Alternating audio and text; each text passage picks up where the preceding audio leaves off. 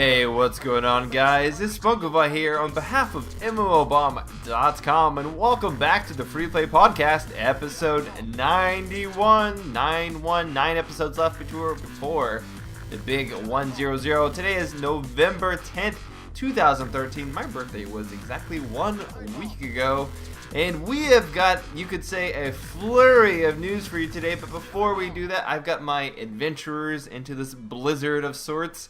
My two trusted companions, Jason and Kevin. How are you guys doing this evening? I'm doing fine, and so is my burgeoning beard. Your burgeoning beard? We're all sort of trying to grow out beards tonight. I noticed that. Jason, you noticed I was on the podcast. And then Kevin, I believe you've been attempting one as well. Kevin, how are you doing, buddy? You really just kind of try to keep poking that at me, because, like, I really wish I could grow one. It's really depressing that I can't. So, other than the beard, I am awesome. Awesome. Beard is not, though. How's Squid's beard coming along? Squid's beard? It could use some work. I'm not gonna lie. It's okay. Sort of like it's non-existent. I have to berate her all the time about it and tell her, come on, is that the best you can do? Yeah, But, she seems to be like not even in the competition. I don't even know. She doesn't even seem to care about it. It's no shave November, guys. Come on, get with the program. All right, so if you couldn't tell already, with all the snow and wintry and powder-like puns, we've got a blizzard worth of news for you today. Dealing with, of course, BlizzCon. I'm sure you've heard of it. This was the 7th. I couldn't say annual BlizzCon because they skipped last year. So I can't use the word annual because it wasn't quite annual. But it's the 7th year BlizzCon that just wrapped up yesterday? Today or yesterday? Yesterday. Yesterday. It wrapped up yesterday, recording, of course, on Sunday here. And there was actually quite a lot of free-to-play news to come out of it, both dealing directly with the free-to-play games, as well as some new free-to-play developments that we haven't spoken about before. So we're going to get into all of that, of course, going to dive into all that's worth from that BlizzCon that is free-to-play related. And moving on from that, we're going to talk a little bit next Jane MMO. We're going to talk a little bit of EverQuest Next, Landmark specifically, crafting system with that, going underseas with the new Rift updates, and quite possibly diving into new territory. Jason and I and Kevin, we're going to go dancing, if you will, in a new MMO based on Jane Austen called EverJane. EverJane. All right, so we've got a great amount of news to sort of go over and discuss with you guys and all their listeners today. So thanks for coming along, and let's buckle up. So, getting right into the news, BlizzCon. Always a big event where 7 million people tune in to find out just what exactly the next year's worth of MMO news and time-traveling expansions are in store for them, I guess. So, of course, this BlizzCon introduced a new expansion for WoW, but there was actually quite a lot of free-to-play news that developed out of this. You had, of course, Hearthstone, which made another appearance there at BlizzCon. Hearthstone being, of course, the CCG, not TCG. It's not a trading card game. But more specifically, a lot of the free-to-play news was centered around Heroes of the Storm, which is Blizzard's hero brawler. Now, there was a big sort of discussion, guys, in the comment section whenever I posted the trailer for Heroes of the Storm, which, by the way, the trailer is pretty awesome. Even if the game itself doesn't look like that, go check out the trailer on MMOBomb.com. If you haven't already on YouTube, it's pretty awesome. CGI from Blizzard's always been great. But Heroes of the Storm, not a MOBA, they say, more of a hero brawler. They've removed a lot of MOBA-like elements, and they refuse, Jason. They refuse to call it a MOBA. And some people are taking offense that I called it a MOBA when I posted that up there.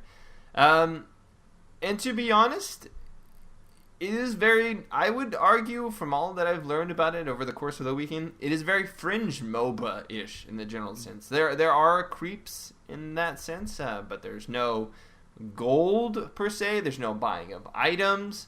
You start with all of your abilities. There is some customization with how your abilities rank up, essentially. But there are side objectives. It's very team-based. And did you guys actually get a chance to check into this a little bit more, find out a little bit more information for yourselves?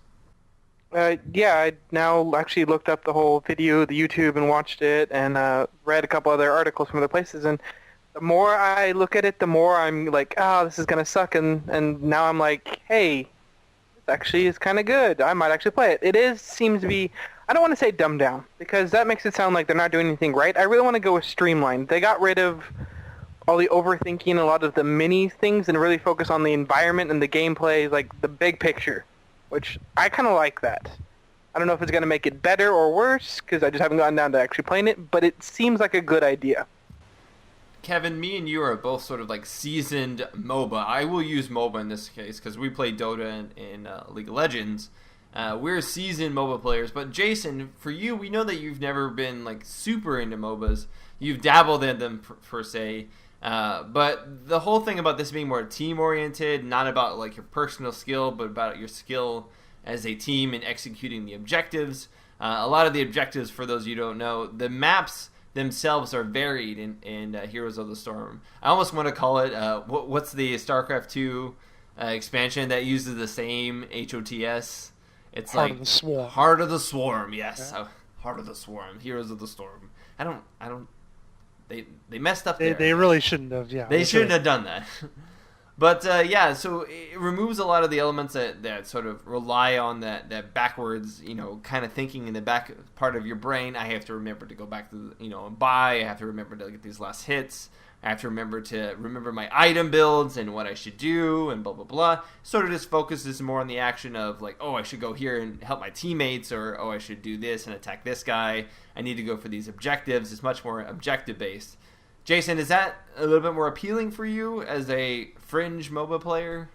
Yeah, it definitely is, and I know we've talked about this before with, like some different RTSs that I like as opposed to what you guys like so much. Whereas I like being able to just jump in and do the battle without having to worry about building myself up and getting all the stuff as I go along. I'd rather just do it, and that's definitely where this seems to be going, and that's kind of the kind of thing they're going for here. It definitely, like you said, it's going to be called dumbed down, whether you want to call it that or not, because they're kind of doing to this. They're doing to the MOBA what they did with World of Warcraft, what they did to MMOs. And that World Arguably of Warcraft, what they've done with Hearthstone. yeah. Yeah. Anyway, I don't know about that, but yeah, I mean, World of Warcraft, when it came out, all the hardcore EverQuest and Star Wars Galaxies and EVE Online players are like, oh, this is just for casuals and noobs, stupid, dumbed down. And they're probably going to get the same kind of results from this. All the hardcore League of Legends and Dota players are just going to call this for casuals. And it'll probably still do really well.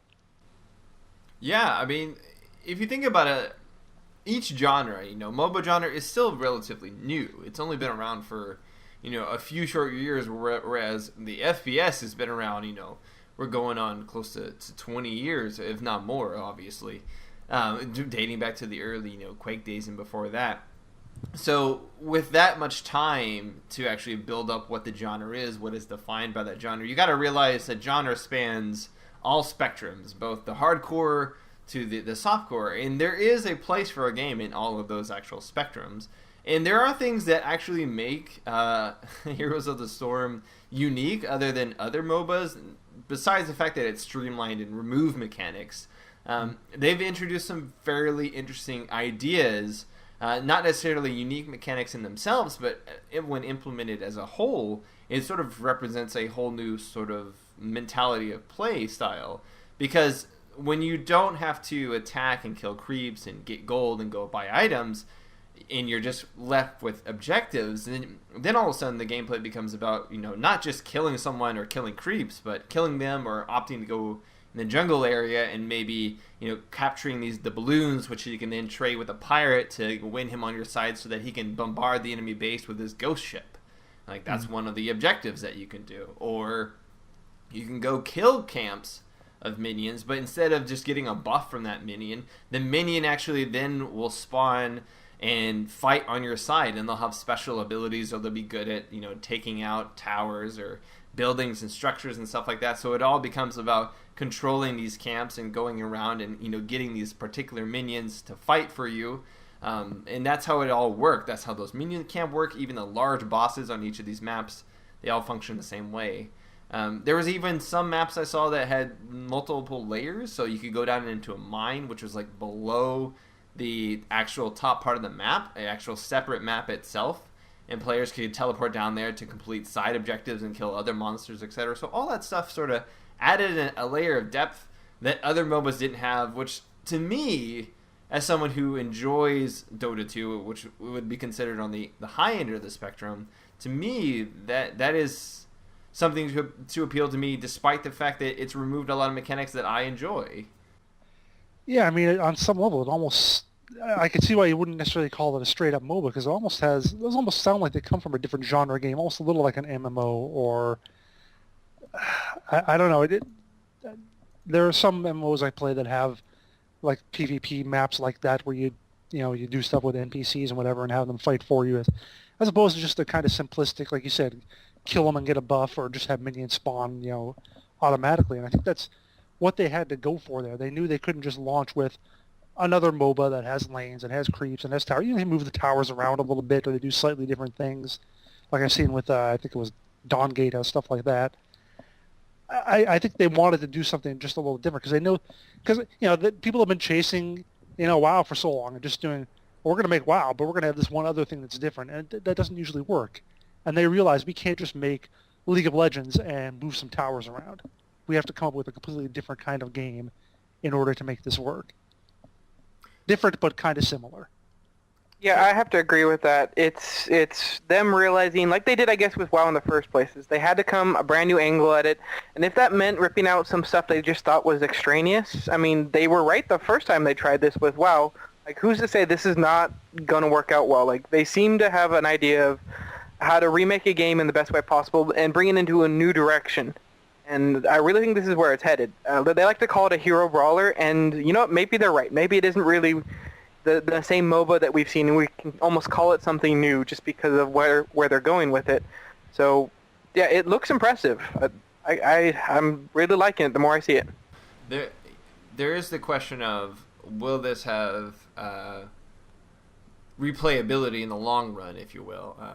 Keep in mind, like, if we want to talk about Blizzard's history of taking something and then dumbing it down in some respect, a lot of players, if early World of Warcraft, a lot of people like to think of new World of Warcraft as a dumbed down version of old World of Warcraft, and then when old World of Warcraft was new, people thought that was a dumbed down version of EverQuest. So it was all like relative at that time. And you think about this, you think about people looking at something like Heroes of the Storm, being dumbed down. Is it really going to end up mattering, though? If it's dumbed down, or is it actually going to have that replayability in the long run?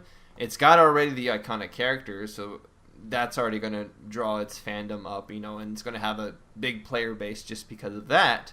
The question comes down to, is the removal of all these other mechanics and the addition of these objective-based mechanics really enough to keep people playing, game after game after game? Is there enough versatility game after game after game to not feel like you're playing the same game inevitably every 10 games, something like that? Because you can have 10 games of League of Legends and each of them be completely different, because either you play somebody different or you build them differently, or different things happen in the game.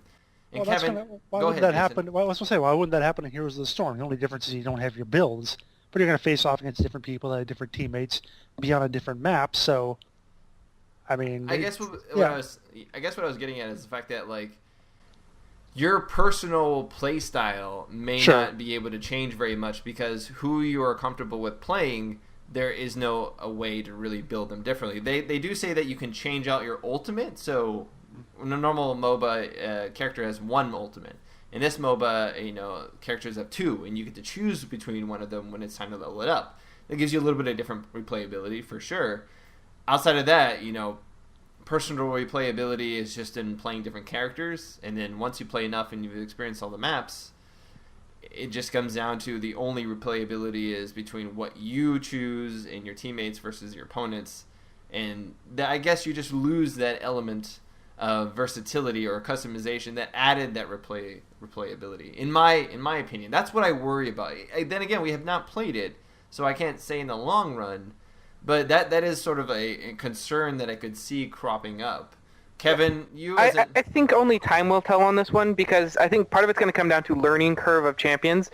If champions turn out to be really easy to pick up, then I think it does help the replayability, because you can pick from all the different champions, be like, oh, I can play this one this time, or this one, because you're not going to have a really difficult, or heroes, whatever you want to call them. Sorry. It's not a MOBA, they're heroes. You knew what whatever. I meant. they're heroes of their respective universes. If the heroes have a very high learning curve, I think it is going to detract from the thing, or it could also help, because maybe they want to spend more time learning it, but they're not going to be as comfortable being able to pick up all these different ones. So, I don't know. It's really, I think, going to depend a little bit on learning curve, and then, yeah, just time will tell. We'll find out how much fun it is when it comes out and when we really get to spend some time on it. Beta signups are available now. You just got to go through the battle.net sort of user account experience page and go and sign up through the beta sign-up page, where it'll basically ask you questions about your computer. You do that, and then you can check mark it and sign right up. One other little quick feature that I wanted to mention about Heroes of the Storm is the fact that you can be Diablo and ride a pony, which I thought was pretty hilarious.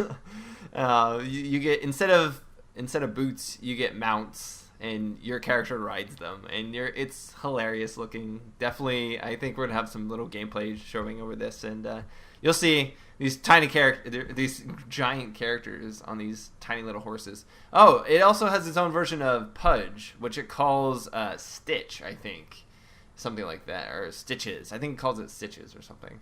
It looks exactly like Pudge. It's got the hook and everything. Every MOBA has to have a Pudge, it seems. It's like a staple. It's like how every FPS has like an assault rifle. Every MOBA has a Pudge. Alrighty, so moving a little bit right along with the Blizzard news here. Just quickly, we've got some Hearthstone and Starcraft Arcade news to talk about. Hearthstone, we learned from BlizzCon that it is going to be going into open beta December or maybe January. One of the two. Blizzard doesn't know how to make up its mind with that stuff. So December or January. And beyond that, they're going to be adding some new expansion packs to that, some adventure modes, which I guess are PvE, with their own cards and unique rule sets, if you will. And there's also going to be some new animations added, and rank mode is going to be changed as well, so that every month it resets, and you have to build your way back up to that. And then if you get 500 ranked matches played with a particular class, you even get a special sort of gold version of that class avatar. Pretty cool stuff. Other little notable things include the fact that it's going on to be on Android and iPhones, which is awesome if you guys play with phones. But otherwise, it's pretty standard Hearthstone news. Not really anything in particular huge, sort of stuff we expected. I think the bigger news, though, is StarCraft Arcade, which is going completely free to play. And this has actually got me kind of excited. Jason, Kevin, have either of you actually played StarCraft Arcade, the actual arcade portion of StarCraft 2? No, not the arcade portion. Me no talk StarCraft. I have seen it played. I'm aware of it. I just haven't gotten a chance to do it. It's like Gary's mod. You know how you make all these crazy modes with Gary's mod in like Steam, or Half-Life engine? It's like the same thing with StarCraft. Everybody uploads their own versions of games that can be completely done as other RTSs. They can be MOBAs. People have done MOBAs, but they have also done MOBAs with battleships in space, where you have rockets and lasers and stuff like that. There's also other crazy modes where you command like a commander with his own troops, and the troops are upgradable. This all the stuff that is created by other users, almost like Steamworks, where players can upload maps and what have you. But this is, they upload game modes and custom, looking creatures and storylines and all this stuff, and you can play with other people, or you can play even solo. Some of it's just solo campaign stuff. Even that MMO that we talked about a while back that was StarCraft, it's done through the arcade. So all of this is becoming free for free-to-play players. All you have to do is download the standard starter trial edition, whatever, of StarCraft, and you can play the complete arcade for free after the latest patch, which is supposed to come out soon. You also get to play all of the races in custom modes, which mean you can be Zerg, Terran, or the Protoss. So even I knew what the 3 races were. Oh, you know those. Okay. So I knew that good. much. Good. High five, Jason. There's an internet high five right now. There you Okay. go. So yeah, some good stuff there. Surprisingly, a lot of Blizzard free-to-play news. But specifically, Blizzard did mention that, WoW not going free-to-play. Oh. Not happening. And why should it? It's still got 7 million happily paying Although it was customers. down 100,000 in the last investors call, but from 100,000 isn't as bad as it was down sometimes. Which yeah, was it was like whatever 800,000. 7.7 to 7.6. That's holding steady, really. And that's And not bad. they'll make all that back when the new expansion comes out. Yeah, they'll probably get at least like another million back of resubscribers. But alright, so that was our wrap-up. We've survived the frigid airs of Blizzard, BlizzCon. No one seems to have gotten any of the BlizzCon flu. That was lucky enough for us because we were not anywhere near BlizzCon. So we were able to report about it from afar. Alrighty then. Moving on over then to our next bit of news. We're talking about some next-gen EverQuest Landmark MMO. I always wanted... I hesitate to say EverQuest Next Landmark and then EverQuest Next. I just like saying EverQuest Landmark because it's a little easier to explain the difference because Landmark is what you need to remember. EverQuest and Landmark. The next part, that's interchangeable. Whatever. EverQuest Landmark's crafting system was revealed in a new dev diary, which looks a little bit like something from Dwarf Fortress or Minecraft. Which, by the way, Jason, do you like how I said Dwarf Fortress first instead of Minecraft? Do you know why? Why did you say that first? Because Dwarf Fortress had a similar crafting system to what EverQuest Next Landmark is explaining before Minecraft did. So I wanted to give credit where credit was due. Oh, you're one of those kind of people. I had to be politically correct where it started from. Yeah, I had to. It was like an OCD, you know? So I'm curious. Did you guys actually check this out? This dev diary? Yes. And I'm going to go with it definitely is, I'm not going to go with ripoff, but incredibly similar. And I would, it appears more Minecraftian than it does Dwarf Fortress to me, but that's my personal kind of thing. It also seems both, I don't know why they went this way, but at the same time, like, yeah, that works. I guess I'm kind of like wishy-washy on it because it's a simplistic, well done, like we know what we're getting from it because we've seen it in these games and we loved it in Minecraft, but at the same time you're like, why did we have to go this route? They couldn't have come up with something on their own. I mean, I really don't like some of like the gold axe and stuff like that. Exactly. Like, why do we need to create these diamond pickaxes and crap that go mine a tree? So Jason, what can you explain first a little bit, because Kevin mentioned a little bit about having the different pickaxes and whatnot. For those that are unfamiliar with the dev diary, can you elaborate a little bit on how these pickaxes were to come into play and why you need to create multiple pickaxes? Yeah, you said you start with, I don't remember what it was, like a basic Like a copper? copper Yeah. pickaxe, I think. Yeah, you start with that, and use that. You can mine maybe iron or something, and you can, once you make iron, and you can mine maybe some other things too, but you can make an iron pickaxe, and eventually you can make weapon or implements out of more materials that you'll need to, like the gold axe. You'll have to do that to get more trees, to be able to make more materials, to be able to make more crafting implements and whatnot. And yeah, I agree. I don't know that alone makes it, it's a Minecraft clone just right there because you're making your own crafting implements. To me, I will agree with the notion that I've never been interested in making or in having to have different levels of crafting implements. That to me is, it's just nobody ever goes into a game and say, you know what, screw it, I don't want a magic sword or a flaming armor or whatever. I just want a gold pickaxe. That's the loot I want. Nobody cares about that. Nobody cares about what sort of thing you're using to mine or to chop wood with. So I guess I wish that wasn't necessarily a part of it, but I can understand that they need, in a game that's going to be so much, the Landmark especially being so much about crafting and gathering, I guess they need to show progression in some form. So I guess that's how you do it, but yeah, I don't know.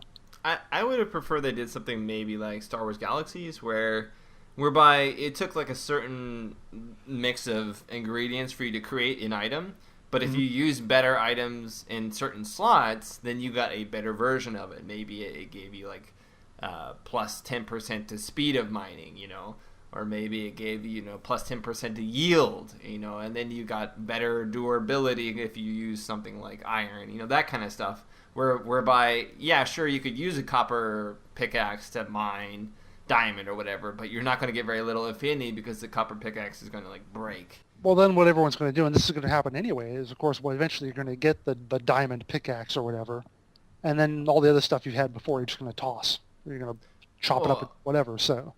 Yeah, but isn't that what the current system is then? If the current system is all about getting the next thing so you can get something better than that, I would assume what they're trying to do is maybe create a key for every slot scenario where, you want to get this one specific thing, you're going to have to craft this one specific item to get that one. I think that's how it's going to be. That you have to. It's going to. Well, they're saying you need a gold axe to cut down mahogany trees. No tree needs to be cut down with a gold axe. Well, but my notion is it's going to be like your standard, crafting tools in most MMOs. Where you need the copper to get the oak tree, and then when you have an iron, you can get the maple and the oak. When you get gold, you can get mahogany, maple, and oak. So, like I said, once you get the gold one, you're just going to trash your other ones. Now you can chop down everything else, everything mahogany and below with it. Yeah, so that's my thought. And so my thought is the way you make that a little bit more valuable maybe is by allowing someone to infuse different ingredients or different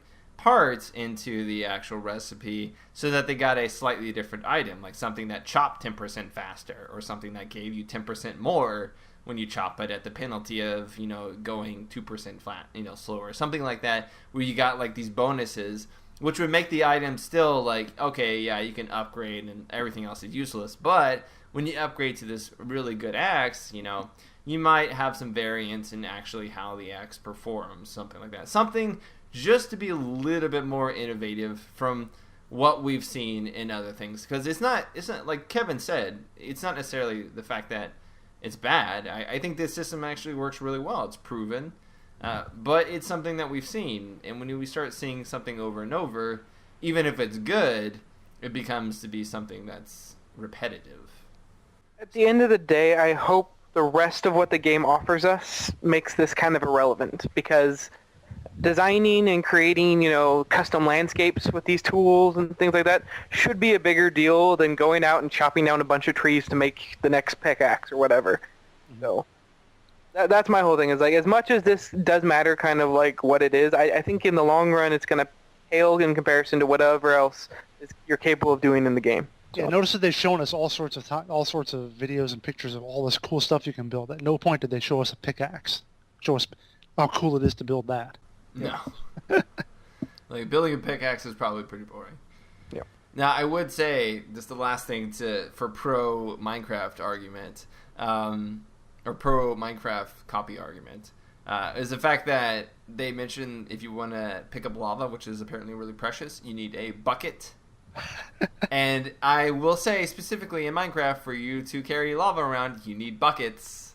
So clearly, both games need buckets for lava. Which I guess, to be fair, how else are you going to cut? What else are you going to do? Yeah. What else are you going to, bring? Well, so is the moral of the story is no matter how awesome your game is, you're only as good as your bucket? Now, if you want to be really technical, if this is supposed to be a fantasy game, I looked it up. Buckets back then weren't made out of metal. Buckets back then were made out of wood with metal bands around them. These buckets. But it is fantasy. We can have magical wooden buckets. They can be magical. They could be magical wooden buckets. That you chop down because you used your gold axe on the mahogany tree. Mahogany. They're enchanted mahogany. They're resistant. We have to get mahogany resistant, it has to have plus fire to it, or plus fire resistance. That's how we have to carry lava around. I don't know. I just thought I would point that out because I thought that was pretty humorous. Let us know, guys, what you think of that in the comments down below. I think that's a pretty interesting little tidbit of information. EverQuest Landmark's crafting system. Is it a fake or is it fantastic? That's awesome. I like that headline. Good line. Good line. All right, moving on to our next article here. We're talking about Rift getting another update. Man, they're just moving right along with Rift ever since going free to play. Update 2.5, Song of Dreams. That's a pretty awesome song. Just really quick, what does this have to do with the actual update? If you really think about it, this name, I don't know. Because, okay, let me get to the update so I can explain my theory, all right? Okay. Song of Dreams It's sending players to the sea, all right? So the update is about going under the water and being with Muriel and all the other Disney underwater cast members. I think what's Sebastian's in there somewhere, Is it Sebastian? Under the sea. It's Sebastian. It's not Muriel. It's Ariel, though. Ariel, whatever. Muriel is like my great-grandmother or something. No, it's sending players under the sea, which means underwater MMO content. We all know how underwater MMO content goes for the most part. I know we were talking about it a little bit before the episode, Kevin and Jason, but have you guys ever experienced underwater MMO content you've enjoyed? No. I've experienced underwater MMO content that I tolerate better than other games' MMO content, underwater MMO content. Elaborate? I mean, the one, I guess I play a lot of Guild Wars 2, and the only thing about that I like is that you don't have to worry about a breath meter. Those just bother me in an MMO. So that's the one thing I like about that. I dislike that it changes out your skills and you're always fumbling around every time, but... I would agree. I like how it actually argues you don't need a breath meter because they actually put something on. Yeah. At least they give you some sort of at least they give an excuse, right? Yeah. It's not just like, oh, you're underwater and you can breathe for no reason. Yeah, even Guild Wars 2 underwater content to me felt tedious because they gave you basically AoE skills because they realized the main problem with underwater content is the fact that you do not have a great vision of where stuff is going to come at you from. You're going to aggro something like 20 meters behind you at an angle of 70 degrees where you're not going to be able to see it. So they just basically gave you a bunch of abilities that just did AoE so you could hit whatever no matter what direction you were facing. And you know what? That I find I have the same problem whenever I played Star Trek Online, whenever I did ship combat, because it's basically the same thing. You're floating around in a 3D area, and it was like Klingons shooting me from this angle. Like, oh crap, I got to move my shields over that way, and oh no, there's Romulans down there. Oh, yeah, so that I had the same issue, and it's not just underwater. It's the whole 3D aspect of it, whether it's underwater or space. I don't know if you guys, obviously you guys played EVE Online, so maybe you have the same issues. With EVE Online, it's a little easier because on EVE Online, everything is a pivot point. So everybody pivots around something at a 360-degree angle, and you're perpetually pivoting around that person. There's no real way to break that because you're not individually controlling the ship from like a first-person perspective. Okay. So it's much easier to just control your trajectory. You still have to think in a 3D space, but you can sort of detect where things are coming from because of the fact that it still acts as like a grid, if you will. And I would also suggest that EVE Online does a great job of notifying where things are coming from in relation to you. Yes, it does. So, like, you're not just like, holy crap, where is that coming from? I can't tell. It's like, oh, it's coming from this direction, and gives you distances and stuff, and so you can orient around that pretty easily. I mean, I don't have much experience with it, and I picked it up pretty fast going, hey, yeah, this is not terrible. Like, I could follow it. Exactly. So Rift's Update 2.5 has players going down to face some untold underwater evil. He says that there's too many of them down there. They got like all the mermaids on their side or something. What's the antagonist from? I'm sorry, I wasn't a big fan of Little Mermaid. Ursula. Obviously, you don't watch Once Upon a Time either, because they just brought her on that show. No, I have not watched that either. Okay. Once Upon a Time. What is that? That's the show on ABC about the. Is that like the fairy tale one? Characters? Yeah, the fairy tale characters brought to life. Man, that is pretty. I've heard about that show for other reasons, but I have not actually watched that show. I have to. I would like to see like a real life version of Ursula. What that looks like. Well, that was last week's episode. I bet it's hideous. All right, so yeah, the expansion does more though than just add underwater baddies for you to fight. There is also a bit of land-based content in the form of some revamps of dungeons. Some favorite leveling dungeons are getting revamped to level 60 versions, so you'll have an additional way to play it. But generally, this whole update 2.5 is just sort of like a foretelling of what's to come, if you will, guys. 3.0 is a big shebang, and in 3.0, Rift is getting an entire underwater expansion. Okay, so not all of it's underwater, but a large portion of it's underwater because it's based on the plane of water. Rift is all about the different planes. So Plane of Water, there's going to be more underwater content, and Tryon says that whatever players tell them as feedback from 2.5 is what they'll carry over to 3.0. Tryon seems to be like really big on making like a amazing underwater expansion. They say they want to like completely redefine it, if you will. Yeah, tell us how. How specifically with Rift's engine? That's what I want to know. Well, I'm just saying that just sounds like such marketing speak. Oh, I know. Doesn't everybody try to do that with every part of every game? Well, not necessarily. I mean, some games don't necessarily say that they're going to completely revolutionize combat. They accept what they are or whatever. But yeah, I mean, until you can tell me how you're going to revolutionize, or what is the quote? Looking to redefine what an underwater zone looks and feel like. Well, okay. It's close to revolution, like. Redefinition. Yeah. There we go. Yeah, it's just something I'm not going to believe until I see it. Yeah. You know? It's still a big word to use. It's still a very marketing-heavy word. We'll use small words next time. Okay. I know they confuse you. It look pretty. Yay! So, it could be something to look forward to. It could be not. I know, personally, I played World of Warcraft, which has a similar feel to Rift. You know, they have a very similar combat feel and just overall maneuverable feel. And when I played the underwater zone of Vashir, I believe, back in Cataclysm, it was novel to play.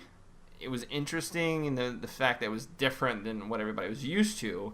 But it certainly got old after a while. And leveling other characters up, you know, you could opt to take that route, or you could take a separate route and go to a different zone. And I opted to go to the other zone next time because just wasn't feeling the whole watery scene for a second go. So hopefully Rift has some way to get past that. We'll see exactly what this marketing hype results into. You know, I was just thinking. I really, speaking of what we were talking about, I did like the aerial zone in Kingdom Hearts. I seem to recall liking that. I think it was because of the targeting system. It always kept you sort of focused on the character, and you always moved like relative to that character. Could have been. Probably could have just been Donald and Goofy morphed into whatever goofy things they were. Goofy was a turtle, and that was Donald. Wait. Yeah, you're right. Goofy was a turtle, and then Donald, I want to say he was a fish. I want to say didn't he have like squid tentacles or something? Maybe. I don't know. Because Sora became a fish. He was the true merman, I think. So. He was a merman. Yeah. See, now I'm gonna have to look this up as we continue on with this. Exactly. I have to multitask here. All right, so we're gonna move on to our final little article today, and that is dealing with Jane Austen. Which you never thought you'd be talking about on the free-to-play. I know. I never thought I would talk about the literary works of Jane Austen on the free-to-play podcast. That is not something that... I mean, come on. That's not even in the same realm. It's not anywhere close. Jane Austen, the MMO. EverJane. EverJane, it really does sound like the prequel novel set during Jane Austen's rebellious years as like a teenager. It's EverQuest, but Jane. EverJane. That's what it is. Is that what it is? Maybe it is. I don't know. Because there's a space between Ever and Jane. There's a comma. Yeah, I know. If you put it together, it could be EverJane. It's EverJane. It's like it will be Jane forever. This thing will never end. It will go on forever and never get better. The Wild Killer. So, Jason, you did a little bit of like investigative journalism into EverJane. Don't remind me. What is EverJane? It's set in Regency period England, which for those who don't know is like early 19th century, early 1800s. And you will play, I suppose, either a gentleman or a lady who's trying to, raise your social standing and court the opposite sex and be a proper person. He's just trying to get laid, that's all. Well, yeah, there's probably... That's all the guys are trying to do. Just court the ladies. Come on. Yeah, there's like a gossip system, and there's they want to put in mini games for like embroidery and great stuff like that. Dinner parties, balls, landscaping, sewing, and embroidery. Yeah, those are just a few. She has like she lists off like 15 or 20 in the video, but those are just the few I mentioned in the article. What is this woman's name? It Judy is Tyrer. Judy Tyrer. Yep. She's the CEO of 3Turn. And I gotta hand it to Judy. All right, we're mocking this game, clearly. But, no, are we? No, we don't mock. Little bit. Little bit. She has the cojones to come out with something clearly not a fantasy MMO. Well, okay, it is fantasy, but it's not... it's not like the normal kind of fantasy. It's like... Historical fantasy. It could have, like, happened, but not in the way it's being portrayed, but slightly, that's what this is going on. Jane, it is going to be free to play, right? In some respects, Jason? Yeah, there is a free option, in which case, supposedly you just kind of are kicked into the world, and you're basically jobless and homeless or something, and you have a certain amount of time to, she said 3 months, that's what it said in the Kickstarter. I don't really understand. I guess 3 months is you create the character, or 3 months of playtime or whatever. You have that long, it says, to find your way, find a job, whatever, or you starve. That's what it said. You starve, so I guess there's permadeath. So they basically give free-to-play characters 3 months to find a job. That's either really insulting to the player themselves, or they mean find a job literally in the game because the game is sometimes like a sandbox. I think that's what they mean, yeah. Find a job. But then how do they define job? What if I just like stand on the silent road begging for money? Is that a job? Like, do I have to file out a 401? That's a good question. I mean, if you could beg enough food, then can you eat enough to survive and you don't starve? Maybe when I pay taxes, that's what once I pay taxes, that's defined as when I had a job, when I've gotten income that way. I don't know. So that's sort of an interesting thing. I do like the fact that you have to work your way up from being a peasant. Does everybody have to work their way up? Or there's a list of like all the different. Well, you can buy. You can pay with the paid packages. You can get different status, including for $10,000. Not talking about the Kickstarter. I'm talking about in game. Oh, okay. After you buy, what's the top one? The top one is something like you get your own town. Yeah, for $10,000, you get the same. I just wanted to read one of the things real quick. The $10,000, which one person has backed, you get the same rewards as $5,000, which is everything up to that point. Yeah, you get a village, you get a title, the village, cottage, a village.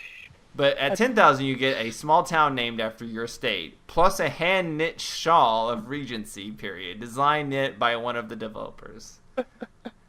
That is an expensive shawl. I just the date for this too, January 2016.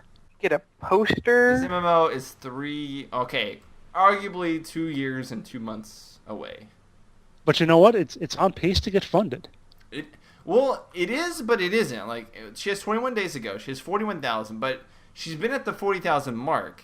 She needs 100,000. She's been at the 40,000 mark for like 3 days. Oh, yeah, okay. for the last 2 days, she's gotten only 3,000. Well, you guys have apparently been watching this a lot more closer than I have. This is like a betting game. Like, I want to see if this is funded. This would be incredible if this was funded. Just because it's so different and strange, I want to see what would come out of it. I want to see what this lady would do with 100,000. I mean, her background, she certainly seems like she has a decent background. She's worked for, according to her, numerous high-profile companies, both in the gaming industry and out as a programmer. So she seems to have some background in it. Just seems like she needs more funding and more people so that she doesn't make a game that looks like it's from those learning discs in the early 1990s where they're like, here are two people interacting. Click on one of them to make them speak to each other. The graphics did look a little rough in the animations in the... They did, but so do other really good games that are coming out, like Spy Party. Spy Party only recently got good-looking graphics, and Spy Party has had terrible-looking graphics for the, last 2 years it's been in beta, or in development? You never know, guys. It could always, and we joke about it, but this could end up being something that scratches that middle-aged housewives itch. Housewives? What about single white men?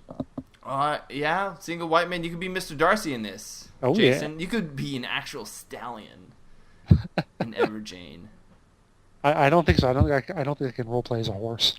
Oh yeah. Oh, that's true. Okay, guys, that's the next MMO that needs to be made. Horses. No, Jason is going to be the horse. Like, he's going to ask the developer, Jason, you gotta donate, and then be like, I just want to be the horse. Is that the $15,000 tier on the Kickstarter? I get to be a horse. Be a horse. Awesome. Jane Austen, guys. There is a demo you can download. There is a demo. Prototype, so. You can try out your pickup Your courting skills. skills. Your courting See how skills. good you are at gossiping about other people and spreading rumors and lies behind their back. Or just do it in real life and be a Or horrible. Also, I don't need an MMO to figure that out. Yeah, If you so guys just actually be- play, okay, if you be a guys actually horrible play person. it, if you actually play it, and record a video of you playing it, and post it as a video response, I will mention it in the next free-to-play podcast. There you go. Or, if it takes you 2 weeks, it takes you 2 weeks. But if you do it, no matter when you do it, I will mention it because that is awesome. Weekly bombs, guys. Going to go ahead and move on to the weekly bombs. We're going to start with my weekly bomb. And I'm just going to do a little bit of backtracking and give a bomb to Heroes of the Storm. I have to hand it to Blizzard. They took something that was originally just a StarCraft 2 mod. That's what it started as. And developed something that genuinely has some unique aspects to it when fused together. And coupled with the fact that I also do enjoy the character designs and some of the backstories of some of their lore-based characters. And then I'm actually somewhat excited to play it. Yeah, I have to admit, even though I'm not a Blizzard fanboy or anything, but I like reading about some of the characters and hearing that they're in the game, and that's a little bit of a reason why I'm kind of interested too. Yeah, and also the cinematic is awesome. It's devoid of really anything interesting in terms of landscape, but the action is quite interesting. That's because landscaping is being saved for EverJane. Oh yeah, it's totally being saved for EverJane. Jason, speaking of EverJane, is that what you're going to give it the bomb for this week? that is EverJane? not my bomb. No. Oh no, what is it? I'm going to give an A bomb to whoever the pieces of garbage are who hit the Extra Life website with the DDoS, directed denial of service, last week. Because For those who don't know, what is Extra Life? That Extra Life is the charity that was set up, the charity event running last weekend. People would do 24-hour streams of whatever games, and all the money that people donated to watching them stream was given to children's charities. And if you were someone who wanted to stop that, you are a piece of whatever. Garbage. Pretty much. Well, I wanted to use a stronger term, but we'll keep the podcast PG for now. I think we could probably didn't Spunk, you bleeped something in the past. Let's just go with that, so you can go ahead and say what they deserve to be. They are pieces of anyway. Yeah. Kevin. So, yeah, even though I've already kind of said this already, I'm doing an A-bomb to No Shave November because yet again it has reminded me that I cannot grow a beard. I'd love to be able to, but I can't. And every November I try, every November I fail, and it makes me die a little bit more inside. Like, I get this hollow place that just comes from No Shave November, and it's a terrible thing. Is Squid's beard better than yours? No, thankfully. But maybe because it's not patchy, so it's not worse than mine, so it's not better. I don't know, it's just different. See, I really can't offer any kind of, varying dialogue here, because if I say at all that my wife has any facial hair, that is a bad thing to go down. That's a road I do not want to head down. So I'm just going to peacefully just sit over here on the sideline and be like, yeah, squid hair. I don't know anything about that. I will give you an A-bomb, though, as well. I will back that A-bomb up for No Shave November, Kevin. Yeah. I feel your pain. My face, it feels like I have a porcupine attached to it. Not a very nice one either. One that gives you, hat head on your chin. It's like one that has rabies and is just, squirming all over, and you're like, ah. I don't know why it has to have rabies, but for dramatic effect, I suppose. Member bombs. We've got some of those, too, We got X-Human here. He says, my weekly A-bomb was charged after watching Heroes of Storm trailer. Devs are getting so lazy nowadays. And just when you think it can't get any worse, it can. Popularity of minimalistic genres like this one makes it possible to come out with 1/20th of content form generic RTS and call it a MOBA. So here we have someone on the opposite end of the spectrum who thinks it's too minimalistic. Well, and this is what we talked about earlier, is you're going to have the diehards that feel like a MOBA needs to have all that complicated stuff to be truly a MOBA, which I'm not saying they're wrong, that's their opinion. So you're going to have both sides of it, and he wants more to his MOBAs or RTSs, I don't know which one he wants it to be, than what Heroes has. So, which is fine. I had a mental image of you when you're like, that's just his opinion. as like Big Lebowski. You're like, that's just your opinion, man. Jason, why don't you go ahead and take the next one? All right, this one is from Guestly. He doesn't say what it is, but it seems like an A-bomb. So I'll just read what he wrote. It is here. a bomb. It's Lineage 2/NCSoft that continues to give players expansions and still works on that old game and tries to improve it. I spent years, and he really draws that out. He says, I spent years playing with friends, and I have lots of good memories, although I don't play Lineage 2 anymore. I still follow news and stuff.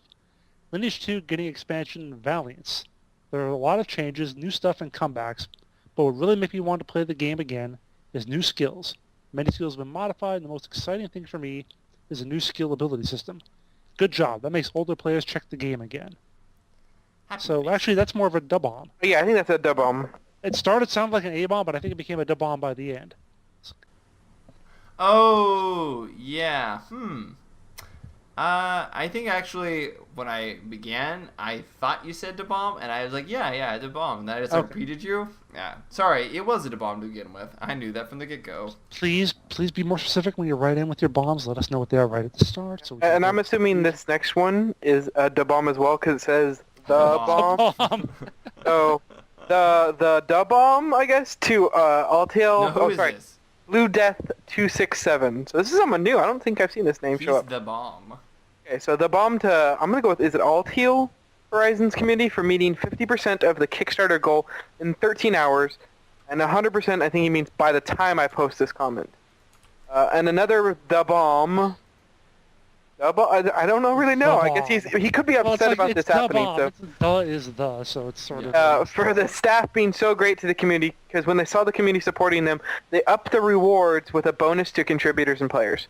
So I mean, I doubt that he would be upset about all this happening. So yeah, but I think this is cool. Yeah, I know we saw this when Spunk and I both backed the War Machine Kickstarter for and they just kept cranking out new rewards and stuff for people and new content. And I like when people do that, when they see that things are going well. You're like, you know what? Thanks so much for doing this. We're going to give it right back to you. I think it's a really good sign. So. And I'm just glancing at the Altiel Horizons Kickstarter page. They describe it as a turn-based tactics card game with a battle grid by creators of Star Ocean and Valkyrie profile, artists from Zelda and Final Fantasy. It's a very nice looking screenshot. It's very pretty for a card board game. We're starting to really see a lot of surgence of nice looking card based games, you know, on PC. You know, of course we got Hearthstone and other ones as well. It mentions that this was a deck building game like Magic the Gathering and plays like Final Fantasy Tactics plus Scrolls. So it's pretty awesome there. They made their goal of 42,850 over 40,000, which is what they needed. So congrats to them, and congrats to you, Blue Death. One of your Kickstarter campaigns was successful. I always like it when I get to see developers. Now everybody donate money to EverJane. EverJane, come on, guys! You just need 60,000 more. Just do it. I love that that on the Alta Horizons Kickstarter page, the very last bullet says "Zombie Mermaids" with an exclamation point. Zombie Mermaids! I'm like, yes. Just had to point that out. Zombie mermaids, that is like a genre that we have not explored in national Hollywood films. So, come on, Hollywood. Where can we go with zombie mermaids? We've already done plenty of zombies on land. Let's move them into the water. Jason, why don't you go ahead and take the question of the weeks to begin with, which was, what is the most memorable quest you've ever done in an MMO? All right, and this first one is from Death is Near 24. He says, my most memorable quest in an MMO now would be the Warrior Whirlwind questline from WoW. It was a level 30 quest where you got Berserker stance and got a choice between a two-handed axe, sword, or mace. Everyone I knew chose the axe since it had the best damage out of all of them, but slowest speed. For the quest, you had to go to some remote island and fight some guys in an arena on it, then go get some random material for some troll to go back to him, and then you got your choice of the axe, mace, or sword. So many memories from vanilla WoW, I want them back. Well, you know, I hear there's going to be time travel in WoW, so I think you can go back to vanilla. Almost. So, there you go. You can get pretty close to vanilla. They're even squishing the item levels, so everybody has, like, lower health and everything, too. It's going to be, like, old times all over again. Nostalgia. Everything was better in the past. I actually stopped playing a shaman a orc shaman in WoW back in vanilla because they had you do the quest for your totems, and I could not find where I had to get one of my totems, and it frustrated me to no end because this was before like a lot of the guides came out and stuff like that. And so I just quit that character altogether, just never went back to it, and picked a class that did not require so much work, which happened to be a paladin. Little did I know I was going to have to spend a lot of time getting my mount at level 60 anyways. Alright, so the next guy is V2099. He says, in my life, or my first life in DDO, I guess his first character in DDO, he was a rogue trapper. In the level 8 quest, the tier of Dahakan, or Dakan. Hakan, what was it, Kevin? You know this. I think it's supposed to be Dakan, yeah. Dakan, yeah. I let Zergers rush into a trapped room full of explosive barrels and let them die because they didn't listen to the only player that can disable traps and range weapons. Don't you just hate when you're like that one guy that knows what you have to do and everyone else is like, what do we do? And like, just listen to me. We got to do this. And then no one else listens. Leroy Jenkins. I feel like I've been in this situation so many times. Yeah, like you're like, okay guys, I'm going to do this. And they're like, I got this. And someone just runs in and kills half your party. You're like, well, awesome. That's what happens. Good job. Slow clap. Yeah. Kevin, next one. Dizon X9? Is that right? I don't know. The most memorable quest that I still remember is the party quest I've used to do over and over again for hours. The Kerning party quest from MapleStory. Man, those good old days where you need a stupid clicker mod and spam it to the NPC just to be able to go inside the quest area. The changing channel was epic too. The boss fight was with King Slime. Heart. This party quest made me have a lot of random friends from different countries. Fun days. Well, Dijon, which is X9, which kind of sounds like a extreme version of like Dijon mustard. That's with a J. Dijon. Dijon, I know. It could be like, yeah. You can still invoke that. Like I didn't let it process long enough to realize it was missing the J. I just immediately attributed it to that. It's kind of he might be happy to know that there's MapleStory 2 coming. Yeah, the Korean MapleStory trailer that came out. Mm-hmm. But if it follows the previous trend, it'll be 2 years before it comes out in North America. Still before EverJane. Still before EverJane. That is right, Jason. That gives a perspective. You can still play MapleStory 2 before EverJane. Well, thanks, guys, for all of your weekly bombs and question of the week responses. Really enjoyed it. Great response from you guys this week. Next week's question will be for you guys dealing with, do you enjoy playing underwater content in MMOs? And why? Why do you enjoy it? Or why do you hate it? What is wrong with you? Yeah, do you like cutting your... What? I don't understand why you enjoy self-punishment. Because someone wants to be a zombie mermaid. I'm sure that's it, right? That needs to be the next class in WoW. Zombie mermaids. Calling it. They can walk on land for some reason. Zombie mermaid walk on land people. Next class. In some MMO. It doesn't have to be WoW. Any MMO. Something, guys. I don't know. Sure. Yeah. Alright, well, this is the part of the show then where we tell you how you can get a hold of us. I myself, well, I'm kind of sometimes post on this thing called Twitter. You can find me at Spunkify on Twitter, SPUNKIFY. And of course, you can always email me at Michael, it's not at Michael, it's Michael at MMOBomb.com. Jason Winter, do you send paper notes on pigeons across the land? How do you get a hold of people? I actually use Morse code. Morse code. Oh man, there's still Morse code lines up somewhere? No, I just did. You just hit against the wall. Just like, yeah, somebody will hear me. Yeah, there was actually a quest in the Secret World where you had no Morse code. That was pretty good. But anyway. That's awesome. I'm found on the Twitter at WinterInformal. I'm found on the Twitch at twitch.tv/JasonWinter, and sometimes I blog, jasonwinter.wordpress.com. And I write for some site called MMOBomb.com. Some site. Some site. The site. A site. The internet. I write on the internet. There we go. Kevin?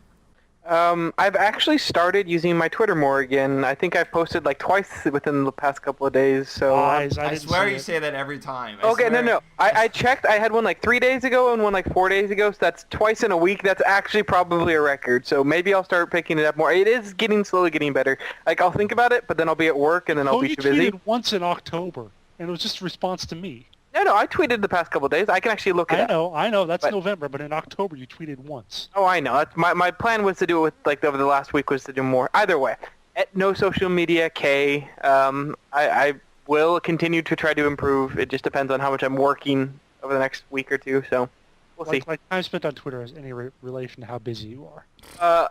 Being that at one of my jobs I don't have internet access and my phone has no backlight, it's really hard to use Twitter at those times. So If he worked at Twitter, his time spent on Twitter could be indicative of how busy he was. this is true. I could totally be a lawyer. Yeah, Hope you guys enjoyed this episode here of the Free to Play Podcast, episode 91. As always, drive safe at night. Remember to tip your waiters and spay and neuter your children. Wait, no, your pets. Your pets. Wow. That's right. We'll That's see how you we guys sign off. next time, guys. Smokify out. Later.